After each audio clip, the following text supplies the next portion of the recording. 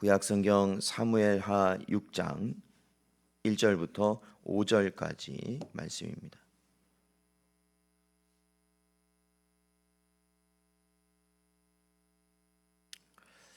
다 찾으셨으면 저희 한 절씩 교독하겠습니다. 다윗이 이스라엘에서 뽑은 무리 3만 명을 다시 모으고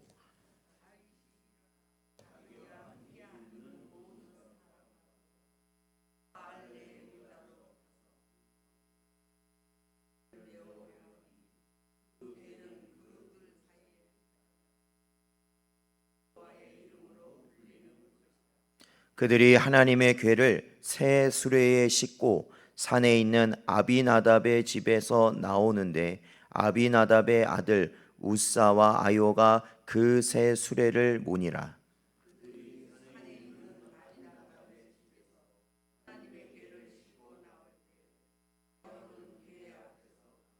함께 읽겠습니다. 다윗과 이스라엘 온 족속은 잣나무로 만든 여러 가지 악기와 수금과 비파와 소고와 양금과 제금으로 여호와 앞에서 연주하더라. 아멘. 기도하겠습니다. 하나님 아버지 감사합니다. 저희를 지난 3월 한 달간도 하나님의 은혜 가운데 살게 하시고 또한 4월의 첫날을 하나님께 나와 기도할 수 있도록 하시고 말씀 들을 수 있도록 하신 은혜 감사드립니다. 아버지 하나님, 이 마지막 때를 살아가는 저희들 한 사람 한 사람의 심령을 하나님 붙잡아 주시옵시고 특히나 하나님께서 하나님이 세우신 몸된 신성전원교회 주의 가운데 주신 그 은혜가 언제나 모든 이들에게 흘러 넘칠 수 있도록 하나님 붙들어 주시옵소서. 오늘도 말씀하여 주시고 그 말씀대로 살아감에 부족함이 없는 복된 모든 성도들 되게 하여 주시길 바라오며 이 모든 말씀 예수님의 이름으로 기도하옵나이다. 아멘. 오늘은 하나님은 어림도 없는 분입니다 라는 제목으로 말씀 증거하겠습니다. 저희들 오늘 본문 말씀 사무엘하 6장 1절부터 5절 저희들이 읽은 말씀을 보면요, 이 배경이 그렇습니다. 이제는 다윗이 이스라엘의 왕이 공고히 세워졌고 이제는 이 주변에 이방 나라들, 특히 이 블레셋과 많은 전투를 벌이게 되는데 그 모든 전투에서도 승승장구하는 그러한 때가 배경이 됩니다. 그래서 다윗은 이렇게 하나님의 은혜 가운데 왕으로 세워지고 그리고 그가 하는 일마다 모든 것이 잘 될 때 그는요, 이 사울과 같이 교만하지 않고 오히려 이 사람들의 눈치나 사람들의 말을 의식하지 않고 오히려 하나님께 엎드렸다라는 것을 볼 수 있어요. 그것이 왜 그러냐면 바로 이러한 다윗이 잘 나갈 때에 지금까지 변방에 있었던 하나님의 궤를, 하나님의 법궤, 언약궤 있지 않습니까? 그 율법의 돌판, 그 십계명이 들어있고 만나가 들어가 있고 아론의 쌍난 지팡이가 들어가 있는 그 하나님의 궤가 사실은 이 중심이 아닌 변방에 있었거든요. 그런데 그 하나님의 궤를 다윗성으로, 즉 예루살렘으로 다시 어떻게 해요? 가지고 오는 것을 다윗은 계획하고 오늘 본문에서 실행에 옮겼던 것입니다. 사실 이 하나님의 궤가 왜 변방에 가 있게 되었냐면 그것은 여러분 사무엘상 이 초반에 보면은 그 이유가 나오는데 바로 이스라엘이 그때 당시 어땠습니까? 엘리가 제사장으로 있을 때였는데 이들이 하나님의 말씀을 이 함부로 여기고 특히 하나님께 제사 드리는 것, 하나님께 예배 드리는 것을 경홀히 여길 때였거든요. 그러할 때 블레셋이 이스라엘을 침공하였고 그 전투에서 불리하니까 이스라엘이 어떻게 했냐면 하나님의 궤를, 실로에 있는 하나님의 궤를 가지고 전투에 나가면 우리가 반드시 이길 것이다 하고 나갔거든요. 그러나 그 결과는 어떻게 했습니까? 처참히 패하였고 오히려 하나님의 괴를 블레셋 사람들에게 빼앗기게 되는 결과를 가져오게 되었던 것이죠. 그래서 그 하나님의 괴가 이방 나라인 블레셋 땅에 있었습니다. 그러나 여러분 어떻게 됐죠? 하나님의 괴가 그 땅, 그 이방 나라에서는 하나님의 괴를 감당할 수가 없는 거예요. 자기들이 믿는 다곤 신이 무너져 내리고 또한 역병과 재앙이 계속해서 일어나니까 결국에는 다시 이스라엘에 갖고 가라고 돌려줬습니다. 알아서 돌려줬어요. 그래서 그 괴가 어디에 오게 되냐면 예루살렘에서 떨어진, 그러니까 변방인 기랏 여아림이라는 곳에 거하게 됩니다. 그게 이제 오늘 본문 말씀 2절에 나오는 바알 레유다라고 돼 있는 곳이 기럇 여아림입니다. 같은 곳을 의미하는 거예요. 그래서 그곳에 몇 년간이나 있었냐면, 그러니까 그곳에 와서부터 다윗이 이제 왕이 되고 지금 가지러 가는 그 사이, 그러니까 약 70년 동안을 변방에서 하나님의 괴가 거하게 되었던 것입니다. 여러분, 다윗은요 이제 자기가 이제 모든 실권을 갖고 자기가 이제 원하는 대로 할 수 있는 상태가 되었을 때, 그리고 전쟁마다 승리하여서 자신의 왕권이 더욱더 공고히 되었을 때 무엇을 생각했느냐? 하나님을 생각했다라는 거예요. 하나님. 그래서 70년 동안 변방에 있었던 그 하나님의 괴를, 그렇죠? 이 괴라는 것은 하나님의 임재를 상징하는 거잖아요. 그래서 다시 이스라엘의 중심으로 모시고 오고자 계획하였던 것이죠. 여러분, 사실 생각해 보면요, 이 사무엘도 그렇게 못했어요. 그렇잖아요. 이 하나님의 괴가 변방에 있었지만 사무엘도 그 괴를 가져오지 못했어요. 그리고 사울 왕도 그러한 생각을 하지 못했습니다. 그러나 다윗이 왕이 되었을 때 그는 하나님을 생각했다라는 것이에요. 그래서 오늘 본문 보니까 하나님의 괴를 예루살렘으로, 이 다윗성으로 모시기 위해 어떻게 했느냐? 1절에 보니까 이스라엘에서 뽑은 무리가 몇 명이라고 되어 있습니까? 3만 명입니다. 3만 명. 그러니까 하나님의 괴, 그 언약궤를 이스라엘까지 모시고 오는, 그러니까 이 거리상으로는 한 15km 정도 된다는데 그곳을 모시고 오는 이 여정에 몇 명이 동원된 거예요? 3만 명이 동원됐어요. 3만 명. 그리고 이 3만 명은 한 지파가 아니라 이 모든 지파에서 골고루 뽑힌 자들, 그러니까 아무나 뽑지 않았겠죠. 또 귀한 자들로만 뽑았겠죠.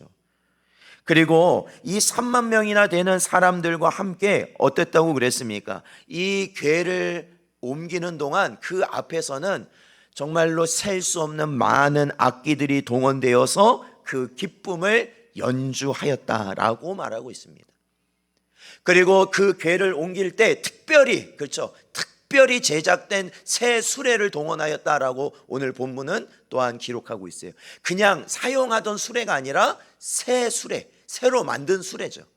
그러니까 우리나라도 보면 그렇잖아요. 어디 그 대통령이라든지 아니면 어떤 높은 분이 나라를 방문하거나 국빈으로 오게 되면 모시기 위해서 어떻게 해요? 이 전용차를 준비하잖아요. 전용차. 일반 쓰던 관용차가 있어도 아주 높은 분이 오면 지극히 대접하기 위해서 특별히 제작한 차를 사용하더라고요, 보니까. 예. 그러니까 다 새 거야, 다 새 거. 새로 만든 차. 그러니까 그 정도로 어떻게 해요? 그 국빈으로 오는 손님을 위해서 준비하였다라는 것이죠. 그러니까 다윗의 준비는 어마어마한 거예요, 여러분. 여러분, 1000명만 모여 있어도 사람이 엄청나게 많은 거 아닙니까? 근데 여러분 3만 명이 운집했다는 걸 생각해 보면 어마어마한 거죠. 그것도 다윗 시대에, 전쟁도 아닌 상황에서 하나님의 궤를 모시기 위해서 3만 명이 동원됐다라는 거예요. 그리고 모든 악기들이 동원되고, 그리고 특별히 제작된 새로운 수레를까지 만들어서 그 여호와의 궤를 모시기 위해 준비하였다라는 것입니다. 이것을 본다면 다윗은요, 하나님을요 그냥 사랑하는 사람이 아니에요. 그렇죠? 정말 사랑하는 사람이란 거예요. 참으로 하나님을 사랑하고 경외하는 자라는 것입니다. 사랑하는 성도 여러분, 이번 4월 한 달, 이 첫날 시작할 때 여러분 우리의 마음을 다시 한번 새롭게 하고 다짐할 수 있는 여러분 되시길 바랍니다. 그것은 바로 다윗과 같이 하나님을 사랑하고 하나님을 경외하고 주를 위하여서 정말 우리의 힘과 정성과 뜻을 다할 수 있는 여러분 되시길 바랍니다.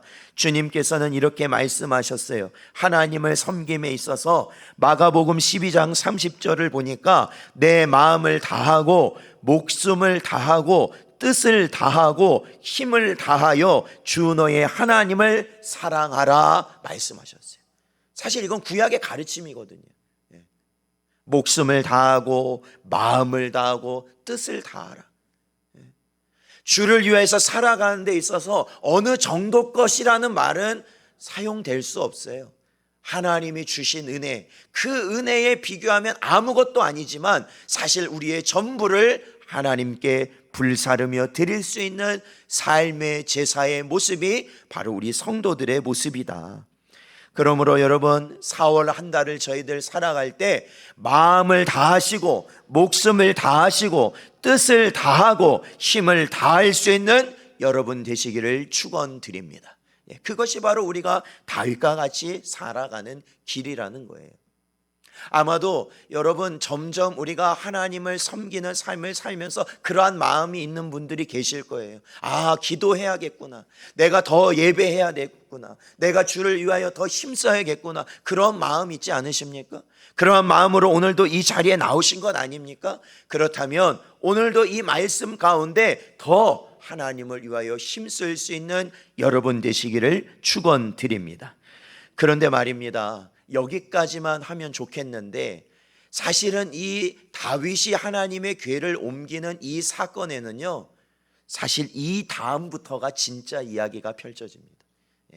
저희가 5절까지 읽었잖아요. 근데 사실은 6절부터 나오는 내용이 사실 이 내용의 진짜 이야기입니다. 하나님의 궤를 옮기는 이야기, 그것은 바로 이 6절부터 보면은 이 옮기는 것에 대한 진정한 메시지가 등장합니다. 그것은 무엇이냐? 여러분 6절을 보십시오. 6절에 보니까 이 무리가, 이 많은 사람들이 이 여호와의 궤를 중심으로 예루살렘으로 가고 있는, 시온성으로 가고 있는 많은 사람들이 얼마 안 가서 나곤이라는 사람의 타작마당 근처를 지나게 됩니다. 그런데 여러분 그때 어떻게 되었냐고 말하고 있냐면 6절을 보십시오. 소들이 뛰었다라고 말하고 있습니다. 소들이 뛰었다. 그러니까 이 소는 어떤 소냐면 이 여호와의 궤를 새 수레에 실었지 않습니까? 그리고 나서 그 수레를 끌고 가는 소를 의미하죠. 끌고 가는 소. 여러분 수레도 새 수레인데 이 소는 아무 소나 거기다가 메었을까요? 아니겠죠. 가장 강하고 가장 힘세고 정말로 말도 잘 듣는 그러한 소를 거기에다 메어 놨겠죠. 그런데 그 소가 어떻게 되었다고 말하고 있어요? 뛰었다라고 말하고 있어요. 뛰었다. 여러분 이 부분은요, 우리가 사무엘상에서 아까 말씀드렸던 부분을 다시 한번 상기할 수 있는데 그게 뭐냐면, 여러분 이 하나님의 궤가 블레셋 땅에 빼앗겼다고 그랬잖아요. 그런데 이 블레셋 땅에서 하나님의 궤를 가지고 있다 보니까 재앙이 있어가지고 나라가 망하기 직전까지 가니까 다시 이스라엘로 돌려보내는 장면이 있거든요. 그런데 어떻게 하냐면 수레를 하나 만들거든요. 거기도 수레를. 그럼 수레에다가 궤를 실어요. 그리고 나서 어떻게 하냐면 이 새끼를 떼서 젖이 부른 얼마 안 된 암소를 갖다가 거기다가 메어서 이스라엘로 보냅니다. 무슨 의미인지 아시겠어요? 그러니까 새끼를 낳아서 젖먹이 새끼가 있는 암소를 끌어다가 이 수레를 끌고 가게 했어요. 여러분 그러한 암소가 수레를 잘 끌 수 있을까요? 없을까요? 없죠.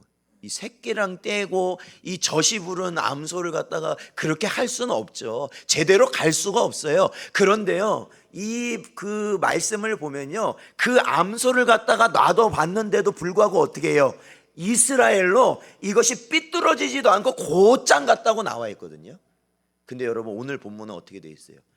가장 수레를 끌기에 적합한 소를 매달았음에도 불구하고 소가 어떻게 됐다? 뛰었다라고 말하고 있어요. 여기서 뛰었다라는 것을 원문에 보면은 그냥 뭐 이게 갑자기 소가 날뛰었다기보다는 가다가 소가 미끄러지거나 소가 뭐에 걸렸다는 거예요. 그래갖고 이 소가 잘 가다가 뭐에 걸려가지고 소가 넘어져 버리니까 어떻게 돼요? 수레가 어떻게 되겠어요? 흔들거리겠죠.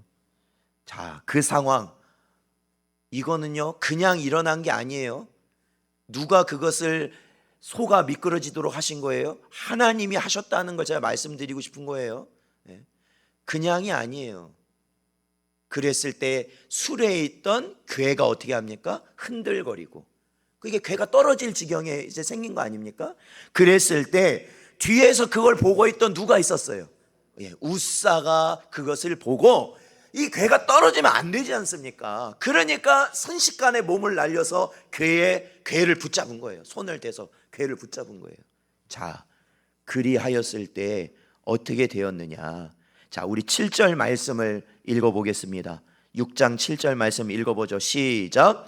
여호와 하나님이 웃사가 잘못함으로 말미암아 진노하사 그를 그곳에서 치시니 그가 거기 하나님의 궤 곁에서 죽으니라. 아멘. 여러분, 이게 이 그를 치셨다라고 말씀하고 있는데 원문에서는 그러니까 그 웃사의 죽음이 어떤 죽음이라고 말하냐면 그곳에서 몸이 터져버리는 것 같이 죽었다라는 거예요. 폭발하듯이 손을 대었을 때.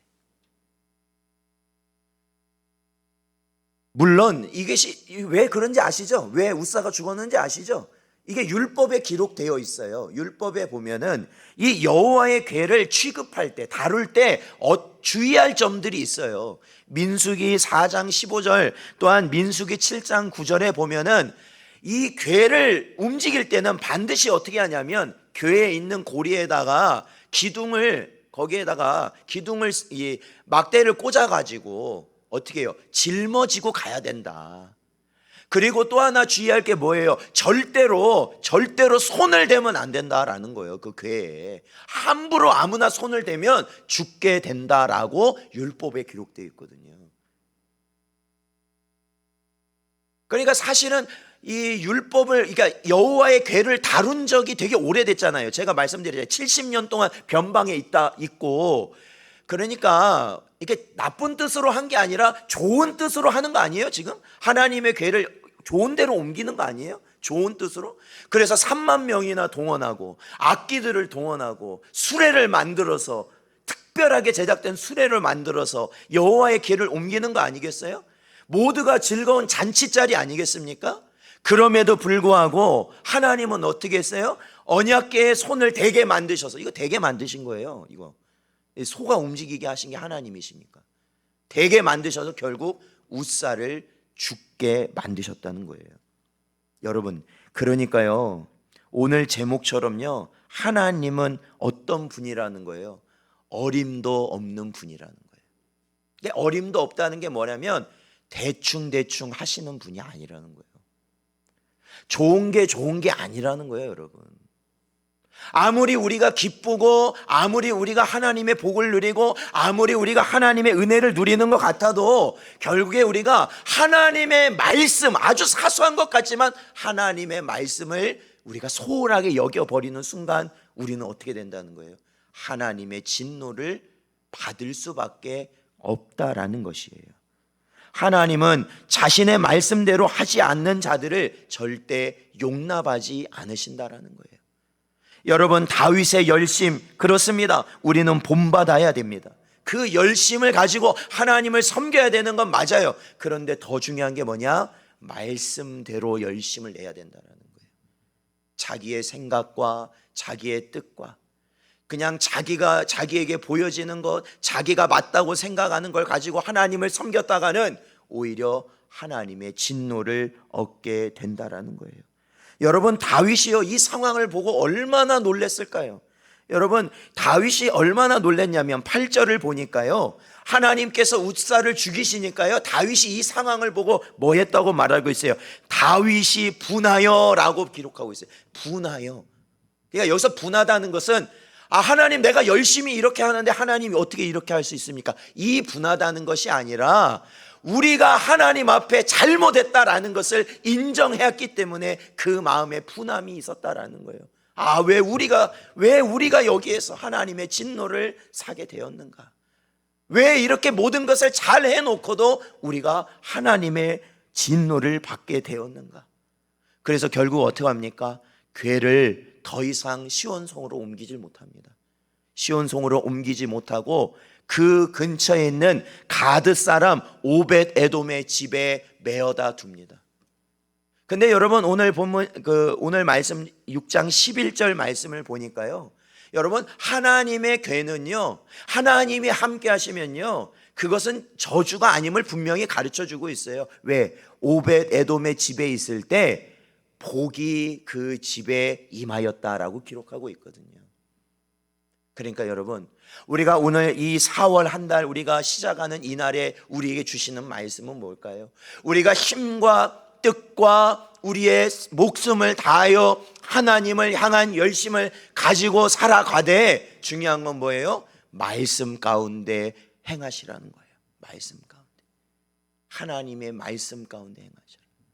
그래야 그것이 우리에게 진정한 복이 된다라는 것이죠. 오늘도 이 시간 저에게 주신 말씀을 잘 깨달으시고 여러분 우리 안에 있는 복잡한 많은 것들을 내려놓으시고 오로지 하나님의 말씀을 붙드시고 오직 그 말씀에 따라 준비하고 나아가시는 여러분 되시기를 주의 이름으로 축원드립니다.